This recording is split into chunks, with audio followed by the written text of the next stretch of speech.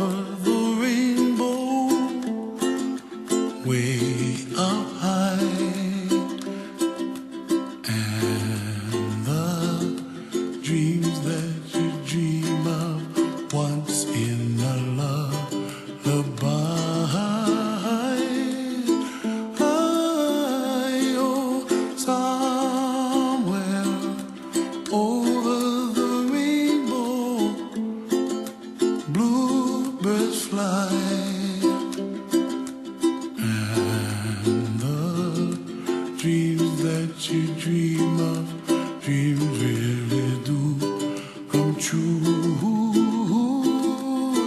Ooh, someday wish upon a star, wake up where the clouds are far behind. Be where trouble melts like lemon drops, high above the chimney top. That's where you find me. Oh, somewhere over the rainbow, bluebirds fly, and the dream that Attention digital dynamos, it's time to Control Alt Delete your distractions and focus on finding your seats. The conference is about to begin.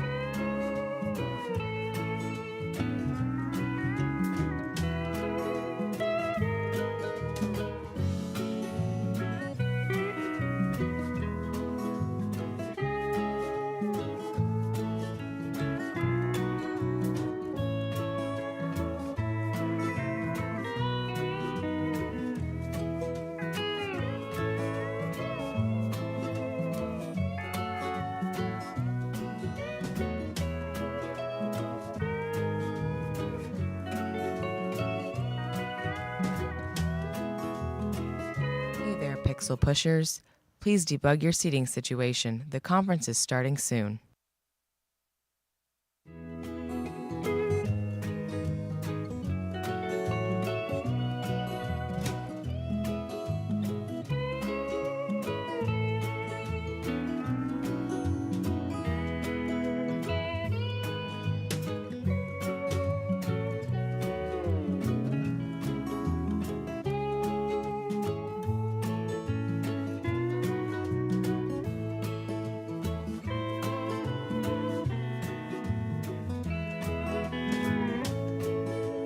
Greetings. Please find your seats and get ready to interface with your fellow HCI folks.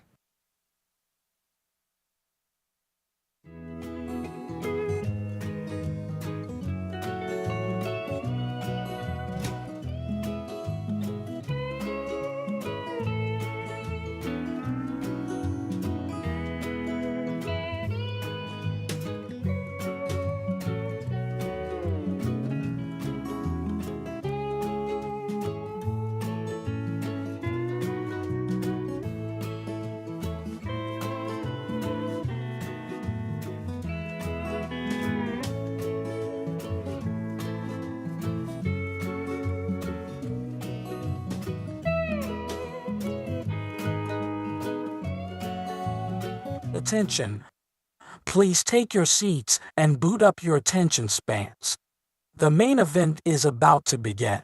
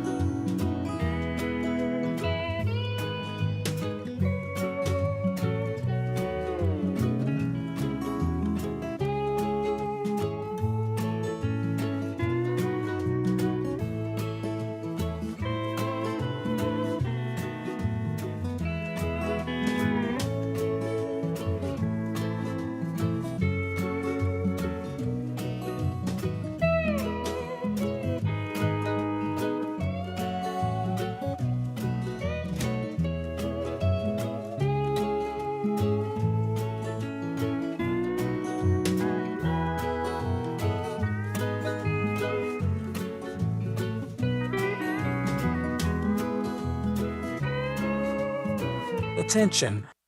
Please take your seats and boot up your attention spans. The main event is about to begin.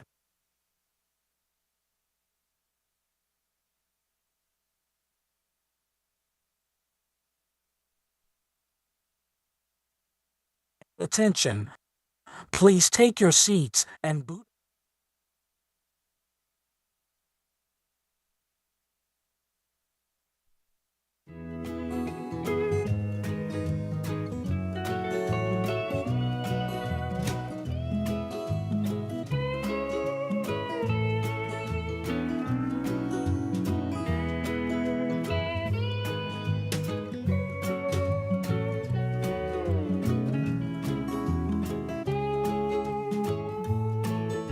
Please welcome your Kai 2024 Technical Program Chairs, Julie Williamson and Karina Sass.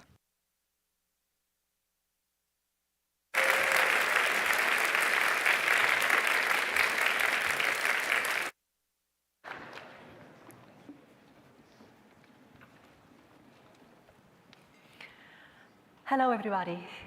We are the Technical Program Chairs, Julie Williamson and Karina Sass. We once more acknowledge Hawaii as an indigenous space whose original people are today identified as Kanaka Owi, native Hawaiians. We recognize that generations of indigenous Hawaiians and their knowledge systems shaped Hawaii in a sustainable way that allow us to enjoy her gifts today. For this, we are grateful as guests. And now we have some winners to announce. A new initiative this year is a special recognition for sustainable practices, which recognizes projects with high potential for research impact. For sustainable impact, the runner-up is eco-threads, prototyping biodegradable e-textiles through thread-based fabrication.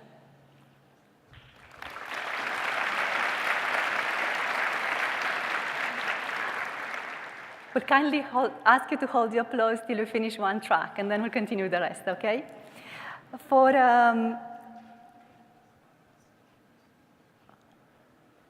And the winner is, for this category, solderless PCB, reusing electronic components in PSB prototyping through detachable 3D printed housing. Also, a sustainable award, we have inspirational research practice, for which the runner-up is Share Your Reality, investigating haptic feedback and agency in virtual avatar co-embodiment. And the winner is Learning about social context from smartphone data, generalization across countries and daily life moments. Now we can applaud.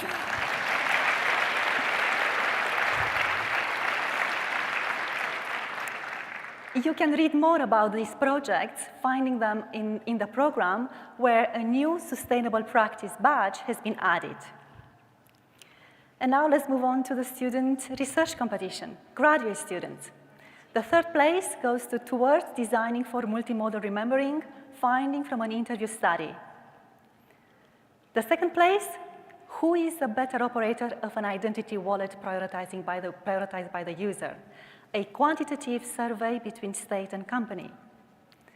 And the winner is the potential of learning with AI-generated pedagogical agents in instructional videos.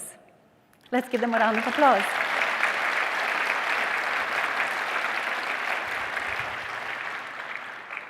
Research competition undergraduate students. Third place goes to student interaction with NewtBot, an LLM as tutor chatbot for secondary physics education. Second place, Green Cloud, supporting sustainable behavior by helping users remove unnecessary photos from cloud storage service. And the first place, exploring LLM-based chatbot for language learning and cultivation of growth mindset.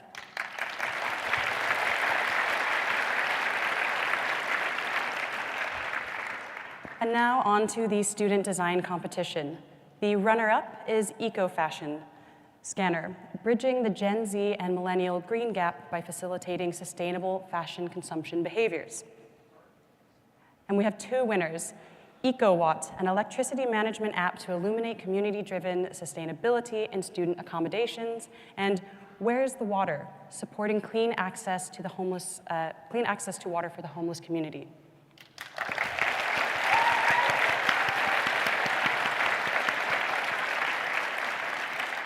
And now on to the student games competition. We have 2 runners-up, Animal Sense, understanding beyond human sensory capabilities of animal and VR games, and Legend of Zelda, facilitating language learning practices using ChatGPT. And the winner is A Mystery for You. Give them a round of applause.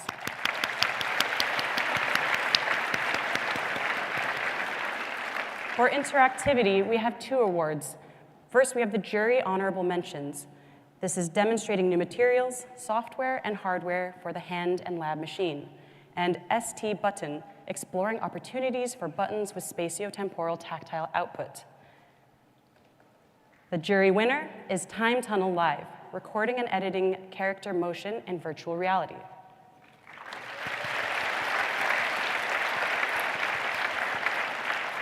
And on to the Interactivity Popular Choice Awards, we have the honorable mention, Swarm Body, embodied swarm robots, and demonstrating new materials, software, and hardware from the Hand and Machine Lab.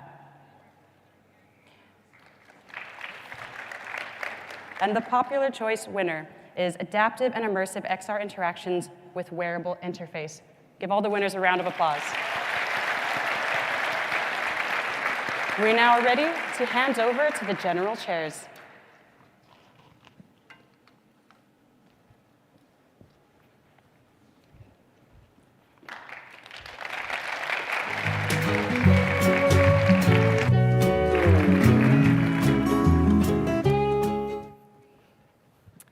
Aloha, which means hello and goodbye, and it is almost time to say goodbye. We once more acknowledge that we were guests here on this beautiful island and appreciate that we have been welcomed everywhere that we have been. We hope that you have also enjoyed the hospitality of the people of the island and also the convention center. Our thanks to everyone here who have hosted us.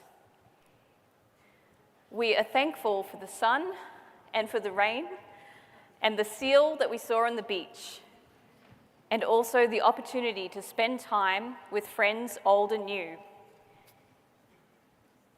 Here are some highlights that our wonderful student volunteers captured throughout the conference.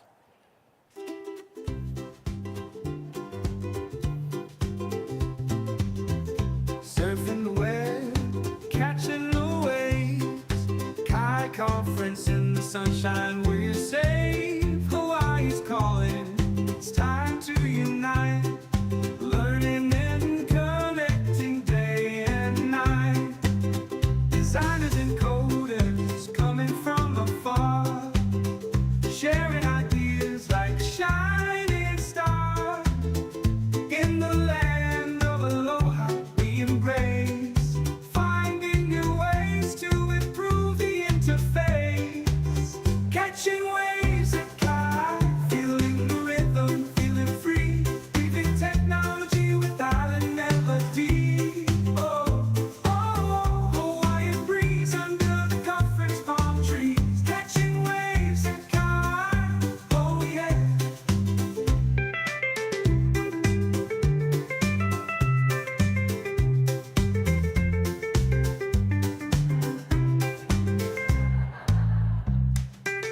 From the morning's first light to the evening's glow, innovation flows as the trade winds blow. Workshops and keynotes, inspiring minds, building the future with every line.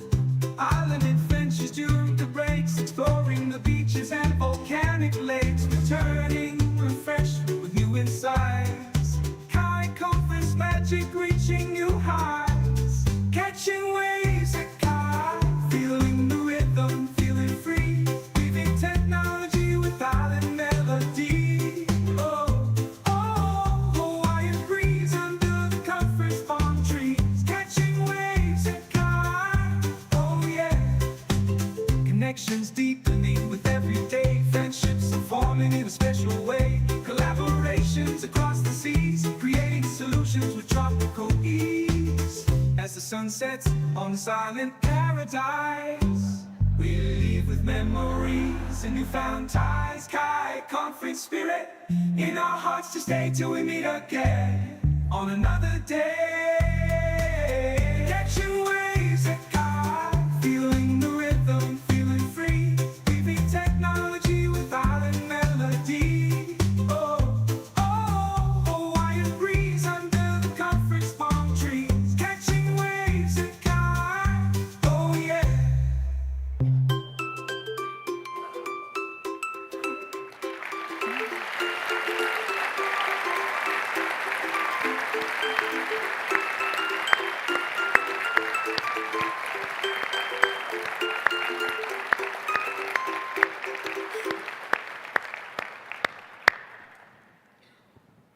Thank you.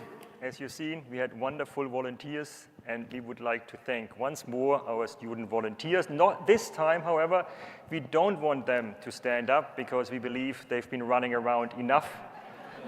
So therefore, we would like to invite the rest of you to show your appreciation, any shape or form you feel comfortable with, but to really, from our heart, thank our wonderful student volunteers. Please join me.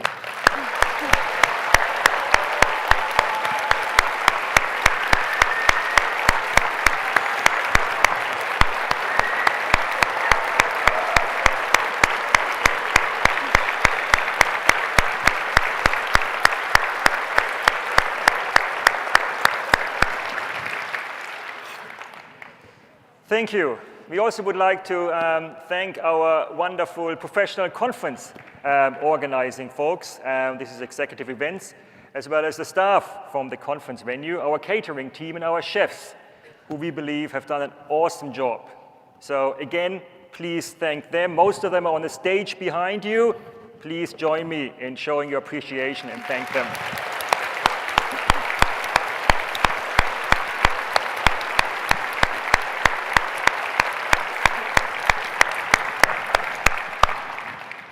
Thank you so much. You might remember that we said in the beginning we wanted to support your well-being. You tell us whether that worked. We tried to focus on nutritious, sustainable food, while we had larger breaks for you to really confer with other people. We also turned down the air condition for sustainability reasons. And we want to thank those of you who have organized events such as jogging that hopefully helped you in supporting your well-being. So thank you, everybody who helped with that.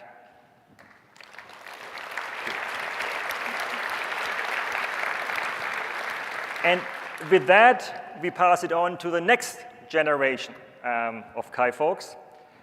Just as an example, we show you a picture here of the the doctoral consortium candidates that are now going to take Kai to the next level and beyond. However, I would like to point out one particular person that is often the person taking the photo and is working in the shadows. This is a person who has been with Kai since 1991 and supported not our doctoral consortium, but also our sponsor program, and that is Carol Cliver. Carol Cliver has been supporting, one second.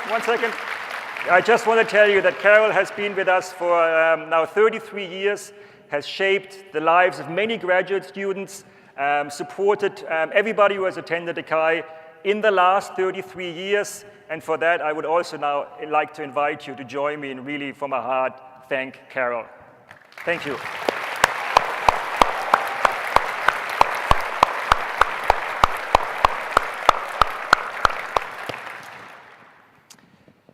And with that, we say mahalo nui lao, which means thank you, big and wide. We hope you were able to support your, to look after your well-being, and we hope you can continue doing that in the future. We say thank you, and we now hand it over to our wonderful keynote chairs. Thank you very much.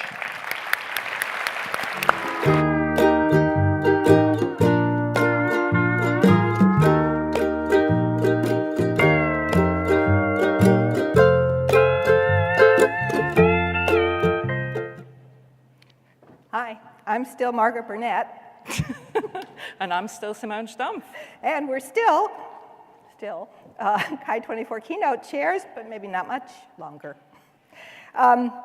we'd like to welcome you to our closing plenary keynote here in beautiful Hawaii.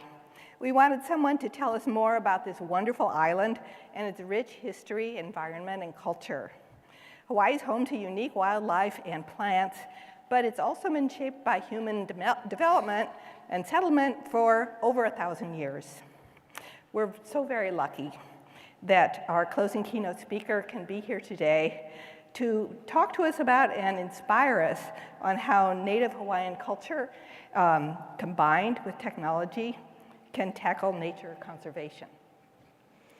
Great. So let me introduce you to our closing keynote speaker, Dr. Samuel ʻOhukaniʻōhiʻa Gon III.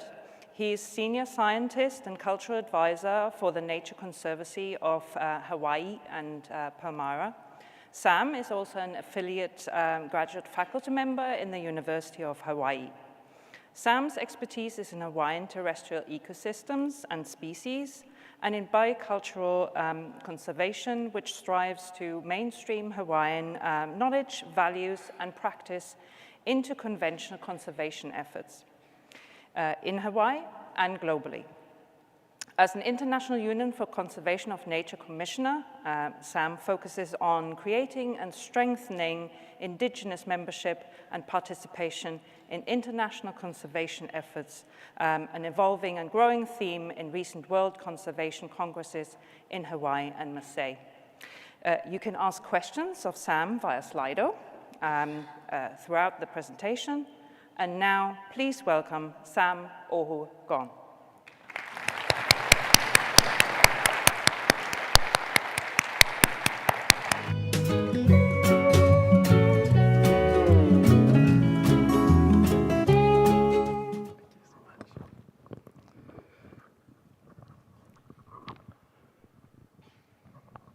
We can just go straight into the title slide. Or do I have to click something? Yes, I do. Ohu ka mauna I tale ohi ala ka la'au pua ulahikina ke a komohana. Ko mo ka ohu I ka hana komo apana. Hana ta ohu e ohu I te ala ohia. ʻOhukaniʻōhiʻa wehiwa noho tuahi. Ohu muhumu ka wahine noho mauna. Ohu pahi o I ka paliku ka wahawaha. Paliku I ka pāma ka niku makua.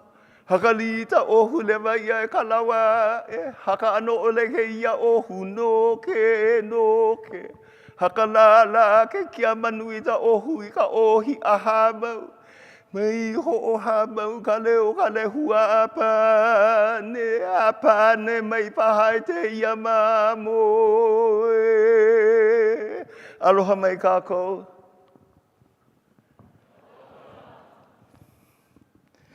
I need to start by acknowledging my training in dual worlds. I graduated from Western academia as a PhD ecologist. I've enjoyed a 40-year career in conservation biology. I was also traditionally trained by a renowned master of Hawaiian chant and ceremony, Kumujan Kiola Maka'aina na Lake, who put me through the uniki rites of passage to emerge as a kahuna ka kalaleo, a practitioner of Hawaiian chant and ceremony. This dual training is a pivotal factor in what I want to share today. It's the story of how technology, science, and culture crafted a model of potential salvation of the world by exploring the microcosm that manifests itself in this extraordinary archipelago we call Hawaiʻi. And while I hope that you've enjoyed over the past few days what the travel brochures tout for Hawaiian experience, the reality is far from the cliche of white sandy beaches and swaying palm trees. In Hawaii, the islands can boast more ecological diversity in one specific location than any other place on Earth. And I've had the great honor and joy of exploring this diversity from end to end of our island chain. In Hawaii, you can go from geologically fresh and uncarved gentle slopes to the highest sea cliffs in the world. Check the Guinness Book of World Records. From lands that were created just this morning, barren and devoid of life, to climax forests supporting thousands of species. from cinderlands as dry as any of the world's deserts to arguably the wettest spot on Earth. From coastal dunes at sea level to snow-capped volcanic summits just shy of 14,000 feet. Couple this remarkable habitat diversity with extreme isolation, and you'll find species that evolved here over the millennia like none other on the planet, co-adapted and balanced and forming an amazing array of ecosystems. And speaking of ecosystems, the Holdridge Life Zone system is one of the classic ways to catalog global ecosystems. 38 life zones comprise the full range of habitat diversity on the planet. Zones such as tropical rainforest, frozen tundra, super arid desert, temperate steppe, and so on. And so let's do an unfair comparison. Brazil, the largest country on the continent of South America, spanning about 40 degrees of latitude, over 8.5 million square kilometers. From the heart of the Amazon to the foothills of the Andes, it packs a hefty 17 Holdridge life zones, the record for that continent. In Hawaii, in comparison, spans only 4 degrees, covers less than 17,000 square kilometers, yet comprises 27 life zones. It's the single most habitat diverse location on the planet. Put more directly, if you had to choose one location on Earth to represent the full range of the planet's ecosystems, it would be Hawaii. So rather than calling Hawaii tropical and insular, which are limiting terms, the idea emerges that just about any terrestrial life form on Earth could find its optimal conditions, its sweet spot, somewhere in the Hawaiian Islands. That also meant awesome opportunities for our Hawaiian ancestors who arrived in the islands about 1,000 years ago. For a millennium, they not only survived, but thrived, achieving population densities rivaling those of today, yet entirely independent from the rest of the world. Creating one of the pinnacles of Polynesian societies, excelling in a wide range of arts, 1,000 years of fine-tuning to this remarkable island environment, and then contact with the Western world in 1778. Post-contact history has not been kind to either Hawaiian ecosystems or Hawaiian culture. I've devoted my life to the preservation and management of the remarkable biocultural diversity of these islands, and part of my task is to understand what we had, what's been lost, and what remains. Through the science of landscape ecology, we have a good idea of the broad range of ecosystems that once existed from coast to summit in these islands. From the times before people, with 100% native ecosystems, from sea level to the summit of the island of Oahu, where we are now, through the era of pre-contact Hawaii, say 300 years ago.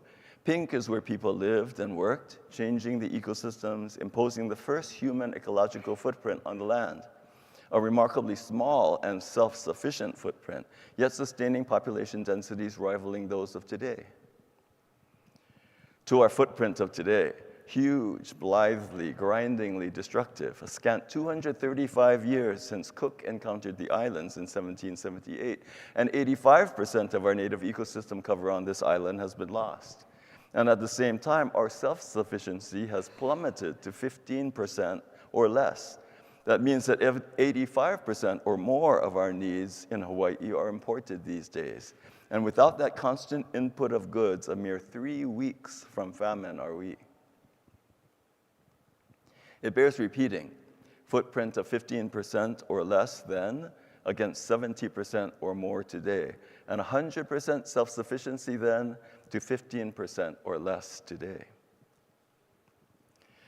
But it is how we derive that pre-contact sustainable self-sufficient footprint that I want to talk about for a moment. After all, no Western scientists were present in the islands 300 years ago, so how did we map this past reality? We would have to assess the activities of daily life and model the cumulative impacts of those activities multiplied by hundreds of thousands across a finite island landscape.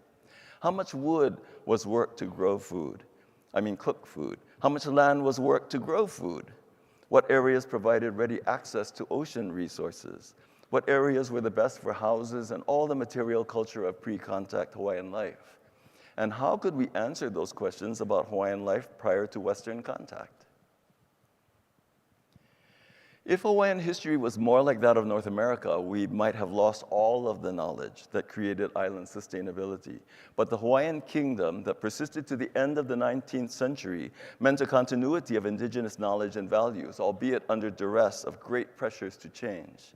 How fortunate, then, that we are gifted in Hawaii with the single largest written archive of indigenous knowledge in the world, the Hawaiian language newspapers. Literally millions of pages of text describing in amazing detail both current events over the course of the 1800s and 1900s, when a rapidly modernizing Hawaiian kingdom under the Kamehameha dynasty was one of the most literate populations on earth with 90% literacy. These were also a storehouse of traditional genealogies and written transcriptions of what had previously been pre-contact oral history, created out of a desperation caused by depopulation from disease and rapidly changing lifestyles and societal norms.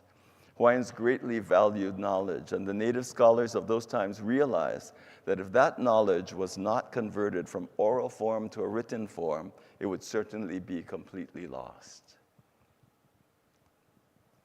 That is where, in addition to my schooling in evolution and ecology, my training in Hawaiian language and traditions enabled me to take a dive into the deep history via transcribed oral traditions, delving into ancient knowledge sources in the original Hawaiian language, describing the islands, the people, and the practices as they were before 1778. And from them, descriptions of the agricultural areas, the fish ponds, the temple sites, the trails, the storied localities, the centers of chiefly governance, and other traditional areas of use. In 2009, some colleagues and I published on a geospatial model that depicts areas of high potential for wet and dry agriculture in Hawaii. The paper examined the ecophysiological requirements of the two major staple crops of Hawaii, kalo, taro, and uala, or sweet potato, and extracted from the full habitat range of the Hawaiian landscape the combinations of topographic, climatic, and edaphic, or soil conditions that provided for the highest potential for the two crops. For kalo, the optimum combination is plentiful water, low elevation warm settings, and gentle slope. For uala, the critical condition is winter rainfall sufficient to support the growth of the vines, but not so heavy as to leach nutrients from the soil. Older soils typically had insufficient nutrients, and so younger substrate age was another factor. When we tested the model against actual archeological complexes that related to the two crops, we saw remarkable congruence, indicating that Hawaiians had developed many, if not all, areas of the highest agricultural potential for kalo and uala.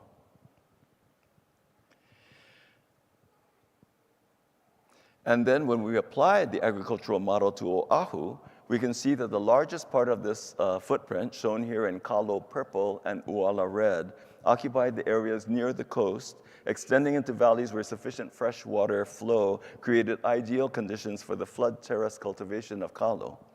Although many of Oahu's streams flowed year-long, the combination of high-flow continuous streams and large flat-bottom floodplains meant that perhaps 25 of them, among them Manoa, the one that serves here, Nu'uanu and Kalihi in the Kona district, Waianae and Makaha in the Waianae district, Anahulu and Malamanui in the Waialua district, Kaluanui, Punalu'u, and Kahana in Ko'olauloa, and Waikane, Waihole, and Maunawili in Ko'olaupoko were optimal for kalo agriculture.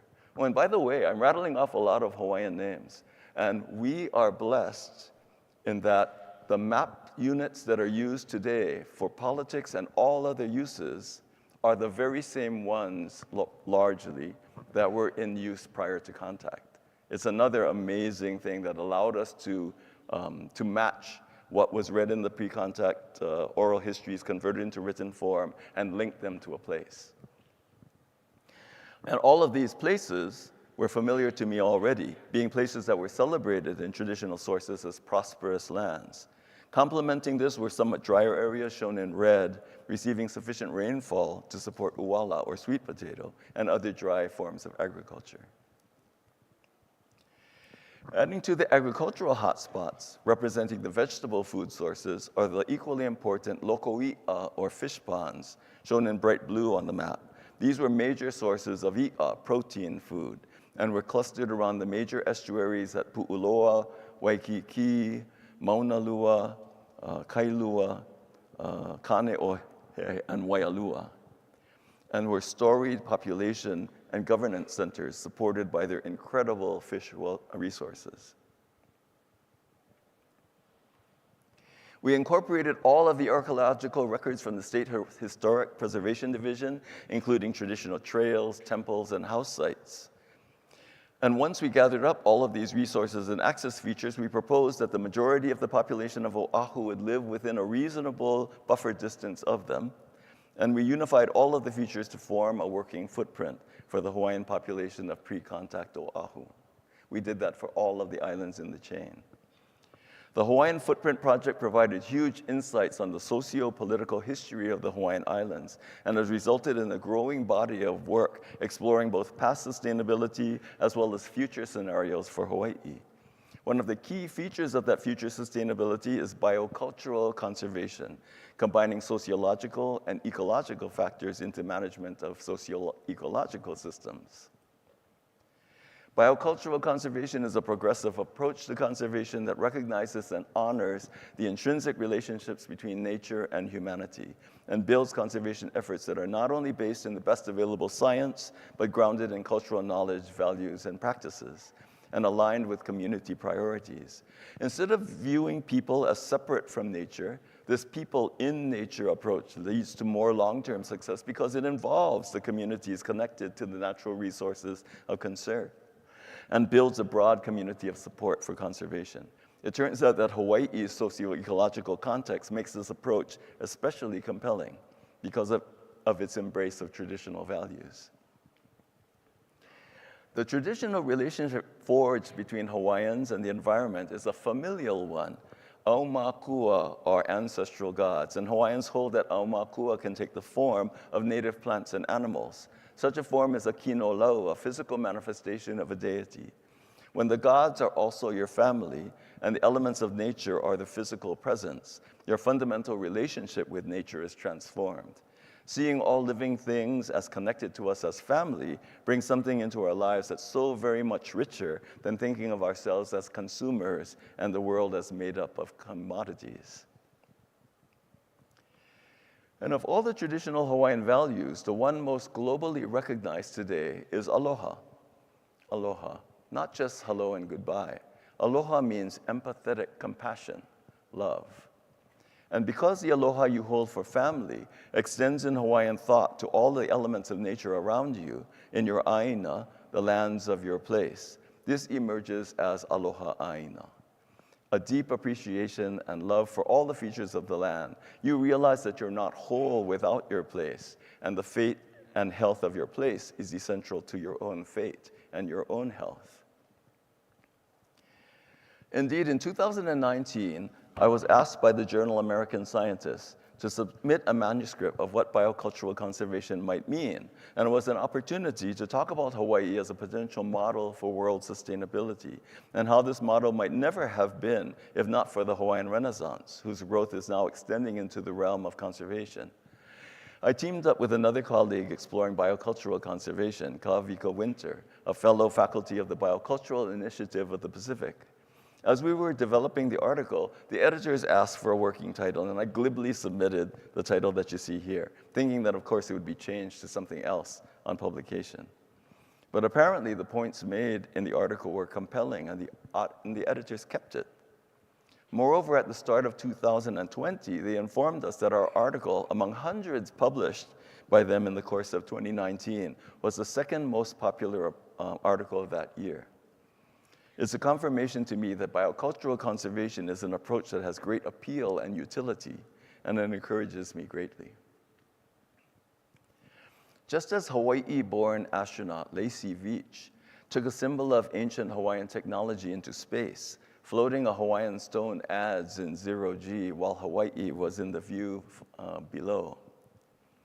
So we can move forward with the best that science can offer in renewable energy, food production, and conservation biology to undo the damage of the past and restore the health of our ecosystems, basing our actions on the best of ancient values, values that ring true, especially today, lessons of island self-sufficiency, reverent relationships between people and the lands and waters that sustain them, and between each other as collective kahu, or caretakers of the planet. It tells me that to ultimately succeed, we must raise the consciousness of those around us, even as we raise our own, to understand the full richness and sacredness of our world and our relationship with it, doing all we can to lighten our collective footprint. Without that, the world is heading to a place we all do not want to be. But with those relationships and with those values, we can embrace the things that make us unique and beautiful and spread that around the world so that no matter where you are, that which makes your place unique and beautiful becomes the source of your own personal aloha aina. And with those words, and bearing that in your minds and hearts today, I bid you aloha.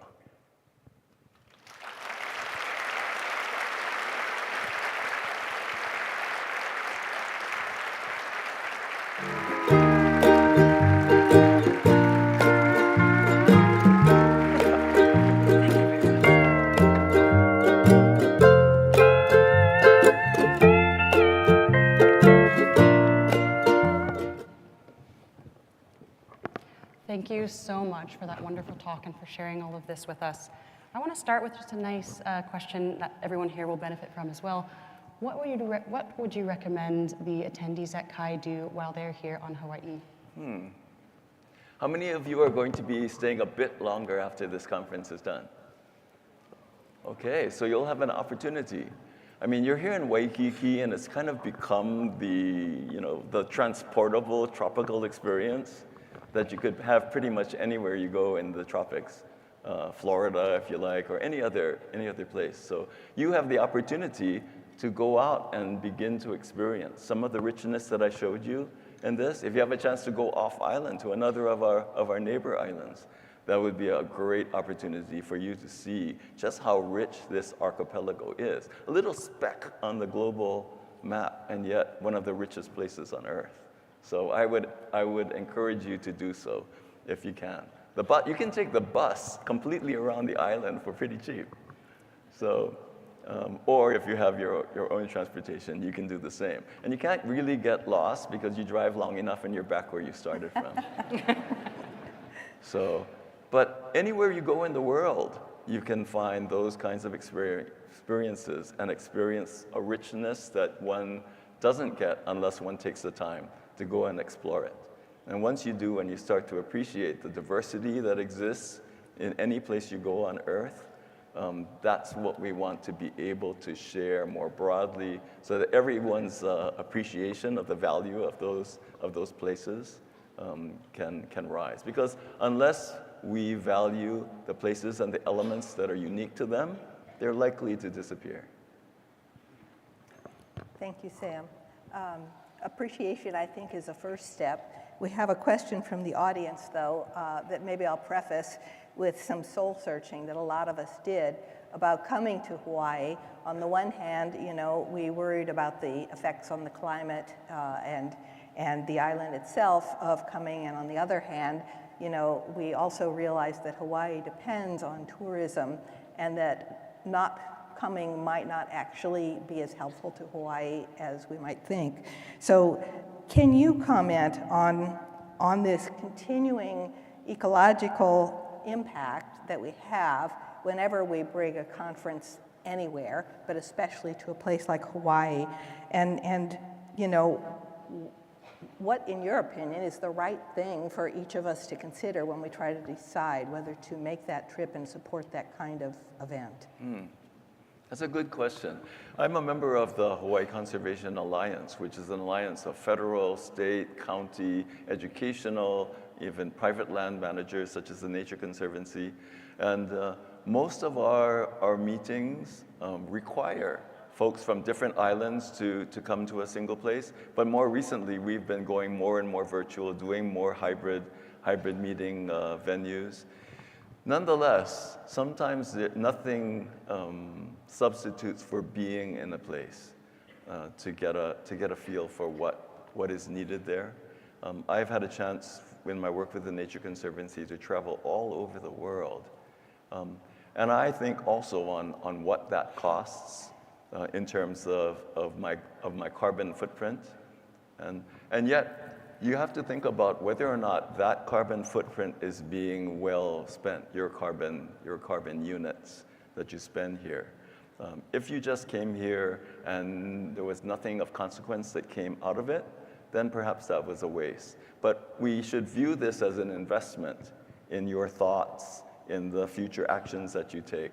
And in that sense, it becomes more worthwhile then. Because if we're all working for ways to minimize that footprint as a result of getting together and thinking about how technology and might be able to make advances there, and we see those advances being made all the time, then I think that we can worry a little bit less about that and think a little bit more about the consequences of the actions that we take and the travel that we take. So I have a range of questions, but I think a really nice follow-up perhaps to the questions already asked is that a question from the audience says that the Hawaiian commitment to sustainability is, you have so much to learn from that. And how do you think it differs from the Western commitment to sustainability? I think that they're not entirely unrelated. Certainly, the Hawaii goals for energy, to wean ourselves off of fossil fuels. We were one of the first states in order to state that clearly as a policy, and followed very quickly by other states to do that. When the world came here in 2016 for the World Conservation Congress, we created a whole slate of global actions that could be taken that were called the Hawaii Commitments. And those were rapidly adopted by the majority of the countries in the World Conservation Congress.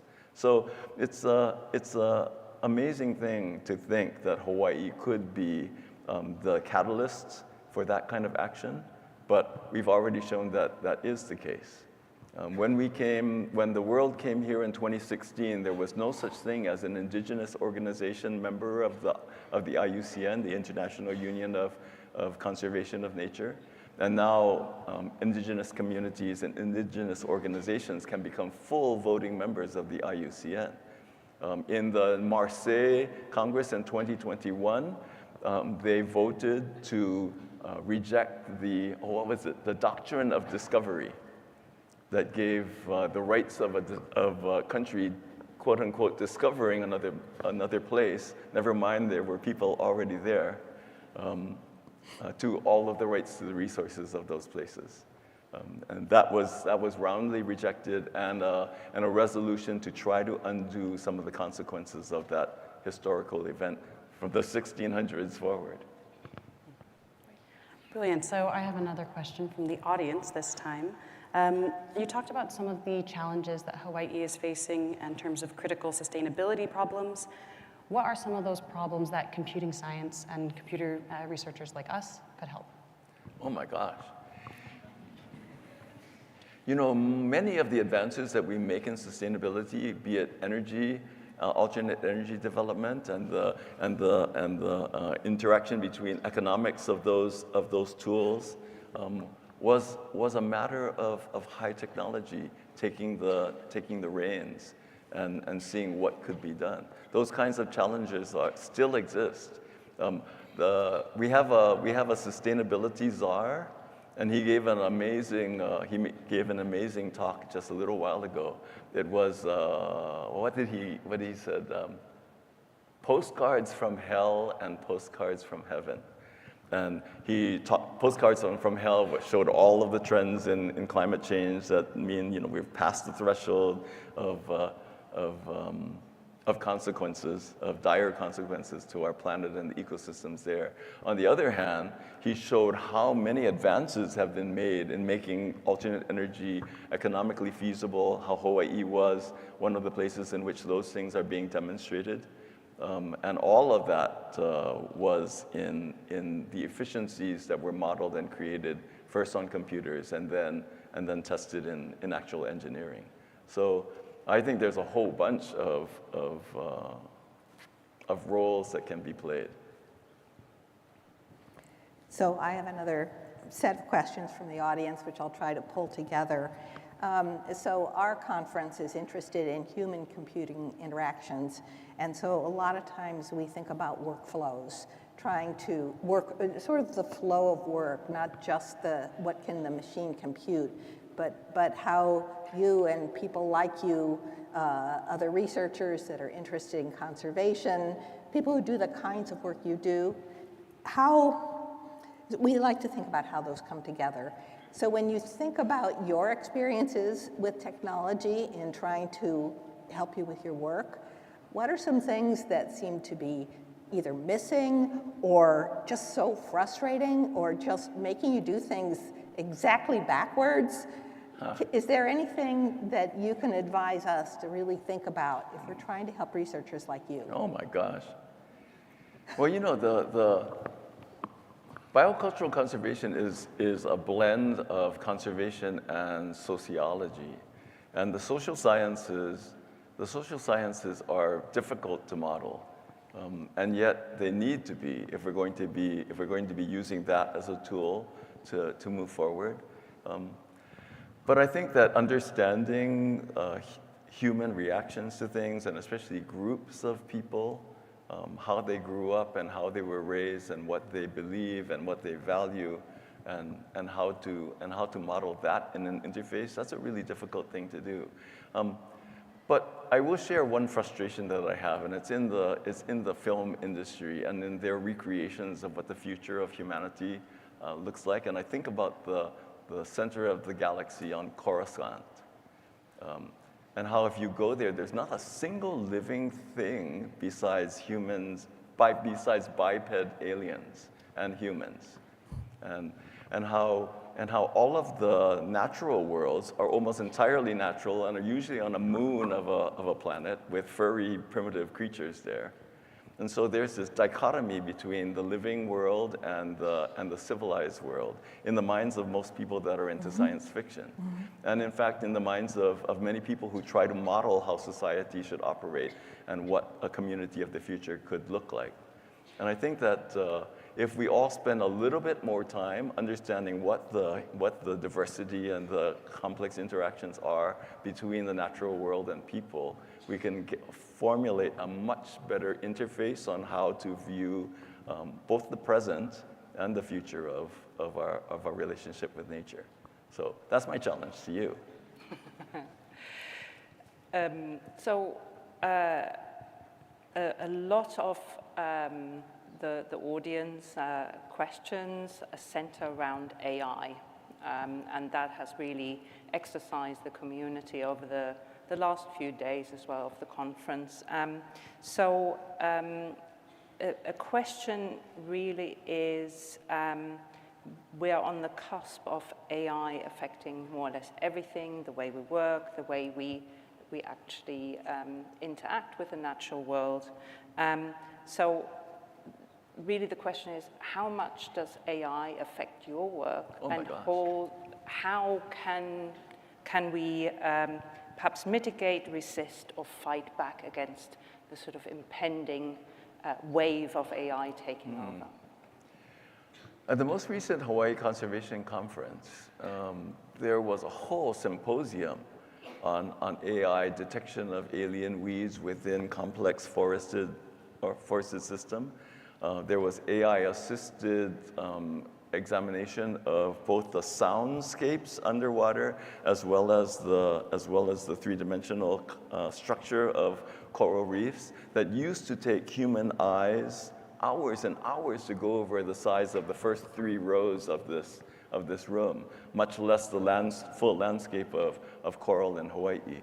And AI is now showing that we can greatly accelerate those kinds of analyses, point out and predict which reefs might be most susceptible to coral bleaching in a warm year, and also which ones are more likely to recover after something like that. Something that would have taken researchers, their entire master's degree or their PhD degree in order to do in one small study site. We're now finding artificial intelligence able to help us expand those kinds of preliminary data into a broad sweep of predicting where conservation can and should be practiced to best effect in the Hawaiian Islands, both on land and in sea. I've got another question from the audience. Our community is often very reflective on methods and sources of knowledge and ways of knowing. And so there's a question here around indigenous epistemologies and Western knowledge, and how does this impact your work, and what, is there potential conflict or tension? It's really interesting because there's a saying, o ka mea pono malama, o ka mea pono ole kapaiae, which means that which you view as right, hold on to and care for. That which you view as not so right, set aside. It doesn't say to reject it. It doesn't say to ignore it. It says to put it aside, because in the future, you may find the context in which that particular piece of information or that value is relevant. And so in Hawaiian, there's another Hawaiian saying that says, not all knowledge is held in one halau. Halau is a traditional school. There were different halau for different skills, fishing, dance, in the arts and in practical sides of things across the archipelago. And the way things were done on the island of Maui may not be the same as the way things were done on the island of Oahu, but not all knowledge is held by the halau on Maui, and not all knowledge is held on the island of Oahu. So what it tells me is that Hawaiian epistemology and world view of how knowledge should be looked at is not a matter of saying what is right and what is wrong, but where did you get that knowledge, and what is the context within that knowledge was held and shared. Because in Hawaiian systems, especially oral systems, that which proves true generation after generation is likely to be passed on orally. And that which didn't seem to pan out is not likely to make it through that filter of oral transmission. So when we see what was written in the Hawaiian language papers of the 1800s as coming from traditional oral tradition, that has gone through many generations of what do they call it, truthing, in order to get to that point.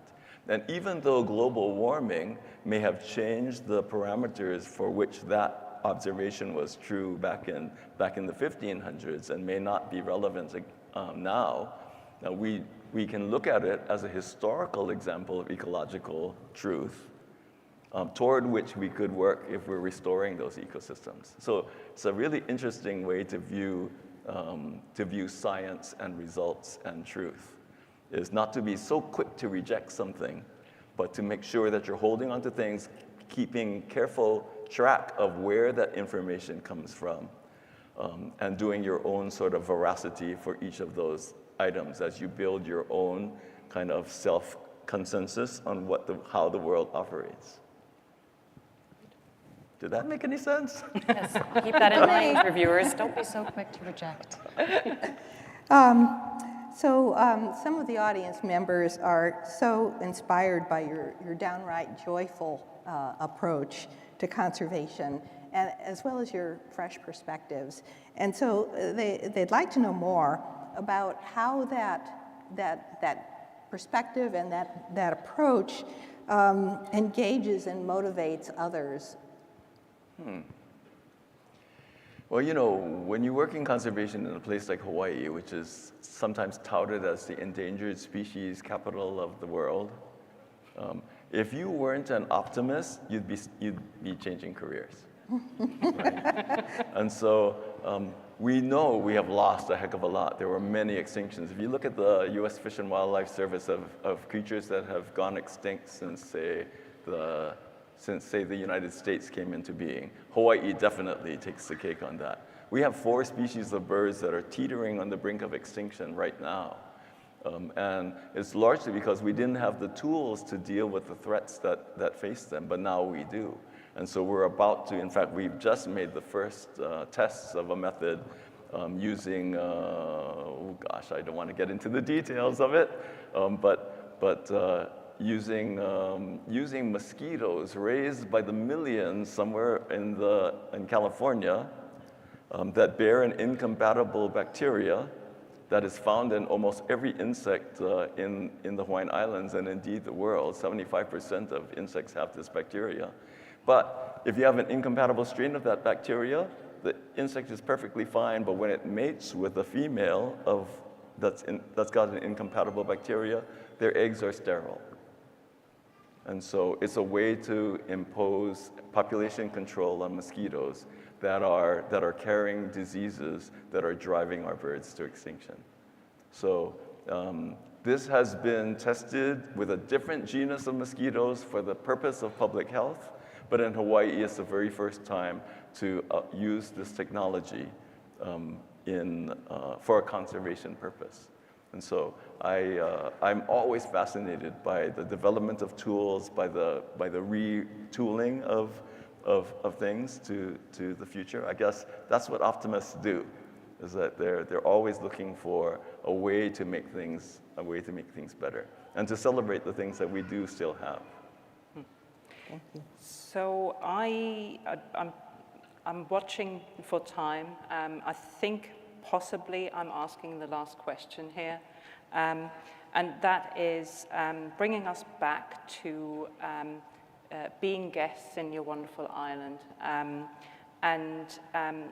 The question from the audience, I'm going to rephrase it slightly, but how can guests, how can tourists be respectful and be sustainable when they visit your beautiful islands?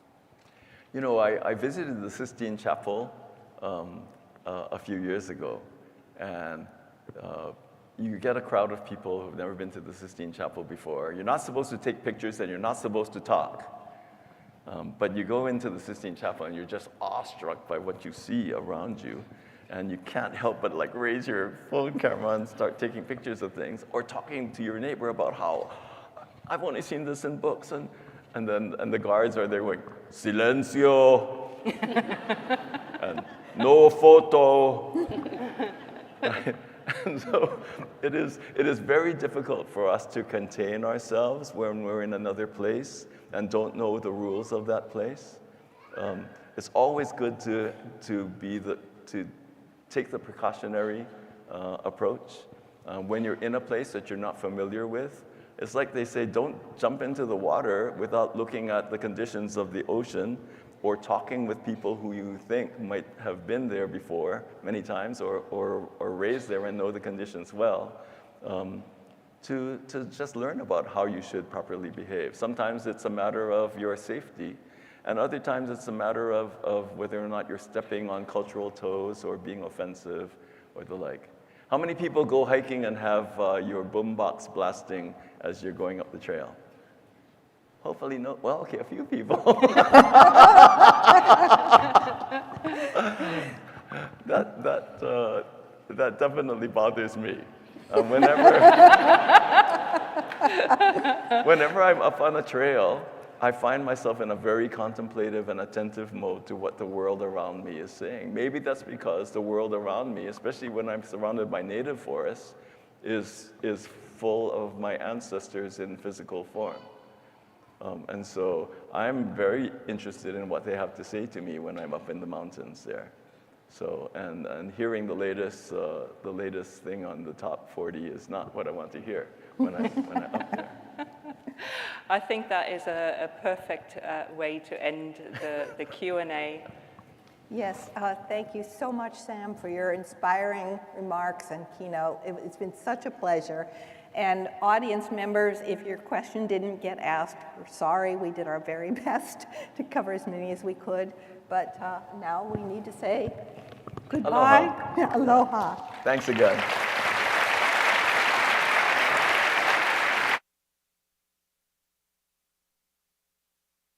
Please welcome to the stage Kai Steering Committee Chair Cliff Lampy.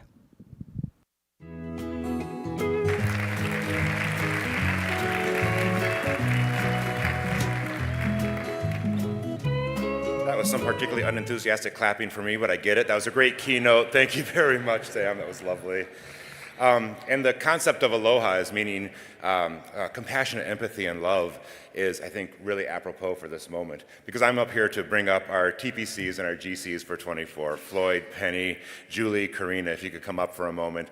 They thanked everybody else when they were up here, but I can think of no greater act of love for the Kai community than serving in these roles. It takes years of work, hundreds of hours of Zoom calls and meetings, and literally 10 billion emails. So please come up. I want to recognize them. What we did is we bought them some presents made of koa wood that's been sustainably harvested so that they can always remember their time in Hawaii, and to be gratitude for them for really guiding us through this process. This was, Kai is always hard to organize, and of course they're part of just a larger team. So if you're in the organizing committee for Kai 2024, could you please stand up and let's recognize these folks for all of the hard work they've given us and the love they've shown for our community.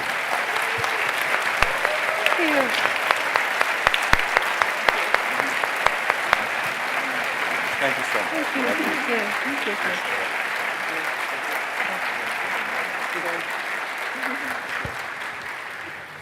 But now they're retired, so much for them. And with that, we look forward to Kai 2025, whose team has already been hard at work. And we look forward to what they have to offer, and we invite them to start to introduce themselves with, I believe, a little bit of a show to start off with. So that's your cue for those of you who are wondering what the cue was to start the next bit. Thank you again to 24, and good luck 25.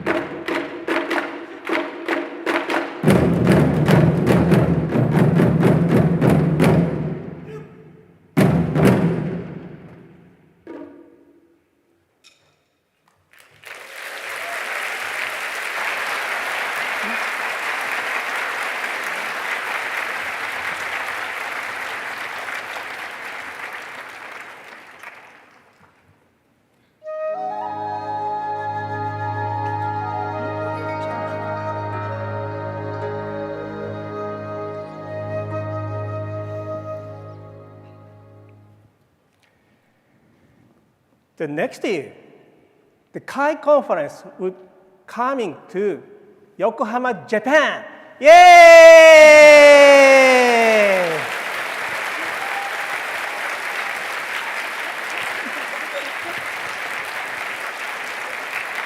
Naomi, are you excited? Yes, I'm excited, but Yoshihumi, you are not the chair of KAI 2025. You were the chair of KAI 2021. Yeah. But where is my co-chair then? Huh? Where is?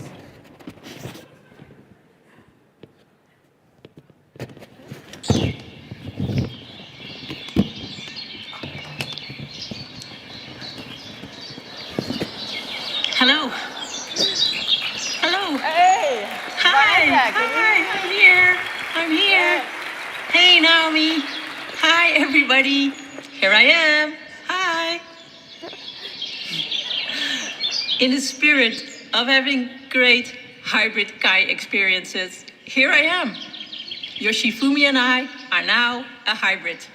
What will they call us? Fanefumi? Yoshinessa? Anyway, it's great to be there with you all. Aloha, goedemiddag, konnichiwa. Let me please introduce to you the theme of next year's KAI. KAI 2025 in Yokohama, Japan.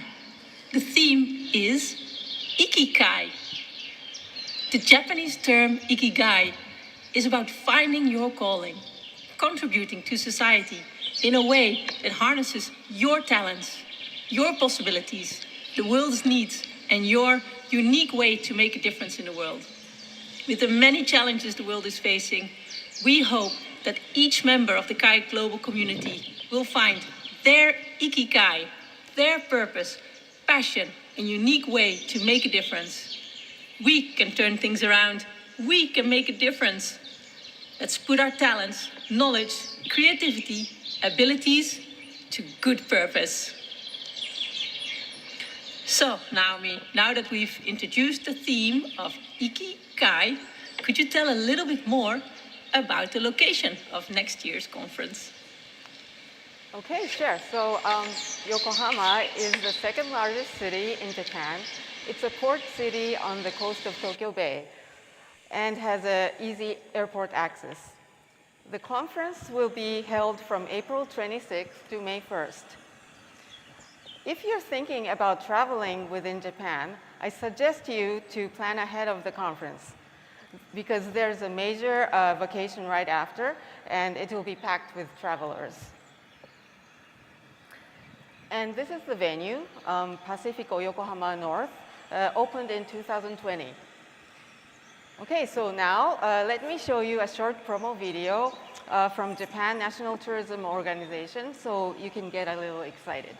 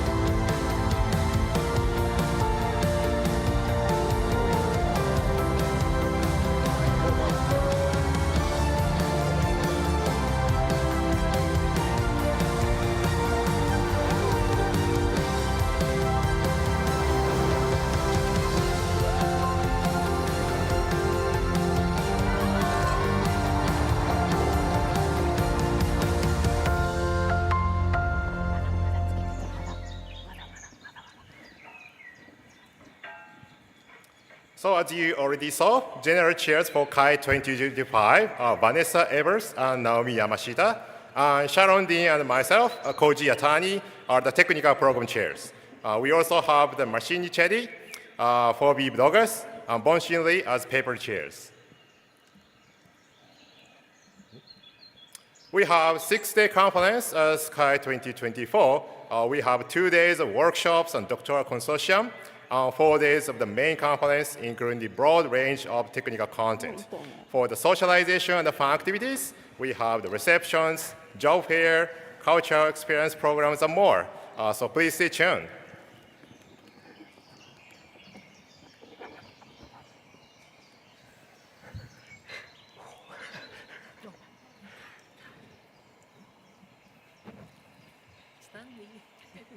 There you go. The CFP for the papers track is already available. The abstract and metadata deadline is September 5th, and full paper deadline is a week later. So, and the deadlines for all of our other tracks are also up on the web now.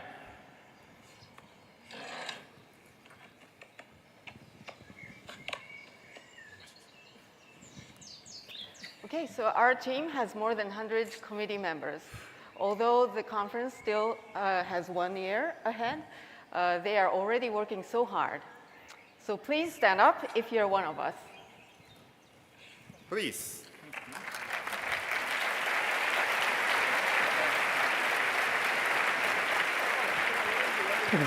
All right, now, let's put our committee hat. Like that. Yeah, so by the way, this hat is made by the fancy interactive publication technology called origami, and with a highly sustainable material called a newspaper. Anyway, so we are now officially on duty. So please feel free to talk to us about KAI 2025. We are very much looking forward to seeing you again in Yokohama. Thank you.